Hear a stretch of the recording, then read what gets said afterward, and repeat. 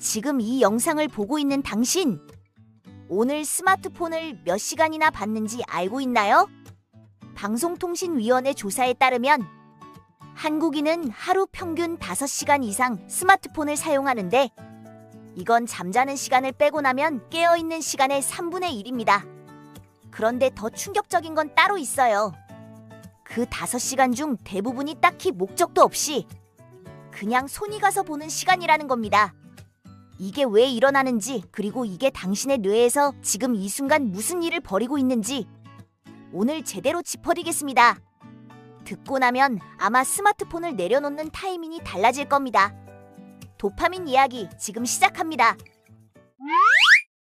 도파민에 대해 가장 흔하게 퍼져 있는 오해가 하나 있는데 바로 도파민이 행복 물질이라는 겁니다. 뭔가 즐거운 일이 생기면 도파민이 나와서 기분이 좋아진다는 거죠. 근데 이게 정확하지 않거든요. 도파민은 기분이 좋을 때 나오는 물질이 아니라 뭔가를 하고 싶게 만들고 거기까지 움직이게 만드는 물질에 훨씬 가깝습니다. 즐거움보다는 욕구와 행동을 담당하는 거죠. 이 차이가 왜 중요하냐면 도파민이 실제로 어떻게 작동하는지를 이해해야 일상에서 왜 의욕이 사라지는지 설명이 되거든요. 이걸 아주 잘 보여주는 동물 실험이 있습니다. 쥐의 뇌에서 도파민 신호 전달을 인위적으로 차단한 다음 먹이를 바로 코앞에 가져다 놓으면 어떻게 되는지 보는 실험이에요. 결과가 놀라운데 이 쥐는 먹이를 먹으면서 즐기는 반응도 정상적으로 보입니다. 즐거움을 느끼는 회로 자체는 멀쩡한 거죠. 근데 먹이를 딱 한 발짝만 멀리 놓으면 그쪽으로 걸어가지를 않습니다. 가고 싶다는 충동 자체가 없는 겁니다. 반면 도파민이 정상인 쥐는 미로를 통과하고 장애물을 넘어서라도 먹이를 가져오거든요. 즐거움은 느끼는데 움직이지 않는 쥐, 이게 도파민이 없는 상태입니다.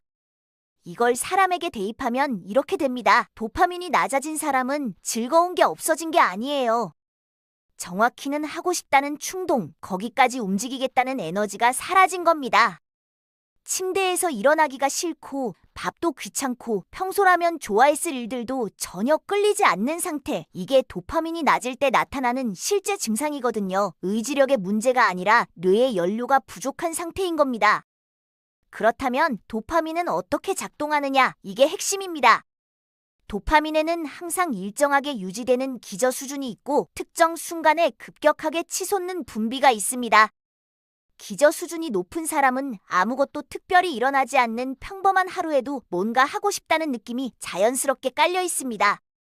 반대로 기저 수준이 낮으면 아무것도 하기 싫고 좋아하는 것조차 귀찮아지기 시작하거든요. 이 기저 수준이 당신의 일상적인 동기와 에너지를 결정하는 핵심입니다.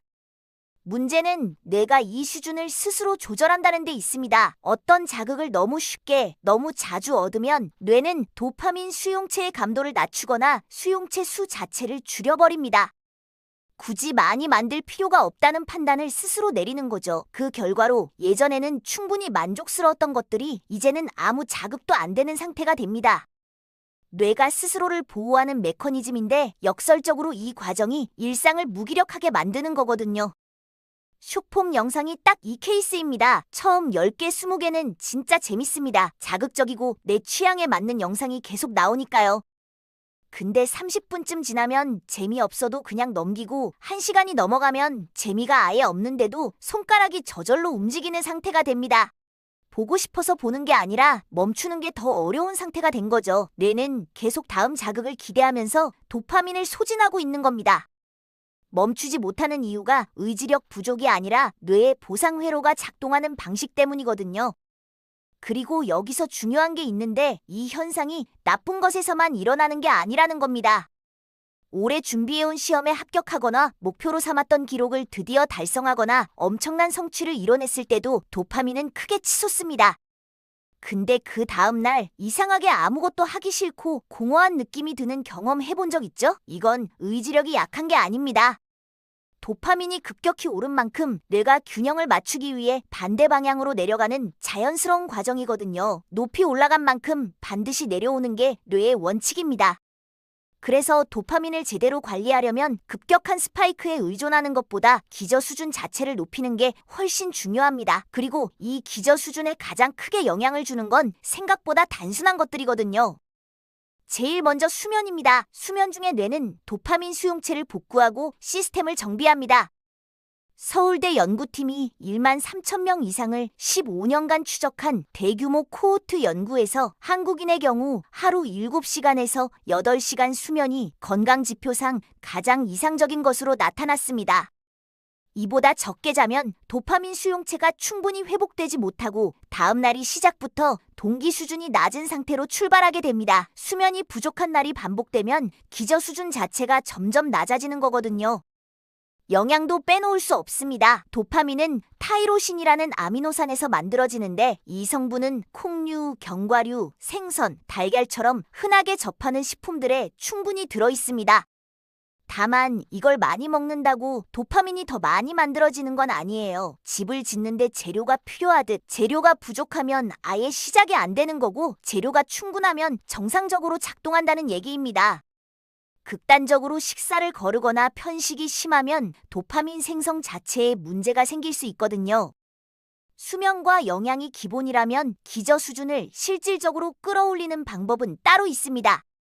결론부터 말하면 쉽지 않은 활동을 꾸준히 하는 겁니다. 고강도 인터벌 운동이 뇌의 도파민 D2 수용체 수준을 높인다는 연구 결과도 있고 뇌과학적으로도 노력과 시간이 필요한 활동은 뇌에게 더 높은 도파민이 필요하다는 신호를 줍니다. 쉬운 자극이 수용체 감도를 낮추는 것과 정반대로 작동하는 거죠. 운동, 독서, 공부, 새로운 기술 배우기 이런 것들이 처음에 지루하게 느껴지는 건 당연합니다. 수용체가 회복되기까지 시간이 걸리거든요. 여기서 현실적인 이야기가 필요합니다. 오늘부터 갑자기 스마트폰을 끊고 하루 3시간씩 공부하겠다는 계획은 거의 반드시 실패합니다. 뇌는 급격한 변화를 거부하거든요.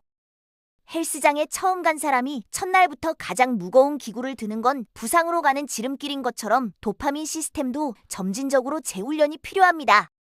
방 청소 하나, 10분 독서, 15분 산책 이렇게 작게 시작해서 뇌가 다시 노력과 보상의 연결고리를 학습하도록 해야 합니다. 작은 것부터 쌓이면 뇌는 조금씩 달라지기 시작하거든요. 도파민 기저 수준을 높이는 데는 빠른 방법이 없습니다. 그냥 꾸준히 해야 하는 일이에요. 근데 오히려 그게 좋은 소식인 이유가 있습니다. 한번 올라간 기저 수준은 쉽게 내려가지 않거든요. 급격한 스파이크와 달리 꾸준히 쌓인 기저 수준은 지속됩니다. 지금 당장 거창한 계획을 세울 필요 없이 오늘 딱 하나 조금 더 어려운 선택을 해보는 것, 그게 시작입니다. 도파민은 당신을 배신하지 않습니다. 당신이 어떻게 쓰느냐에 따라 달라질 뿐이거든요.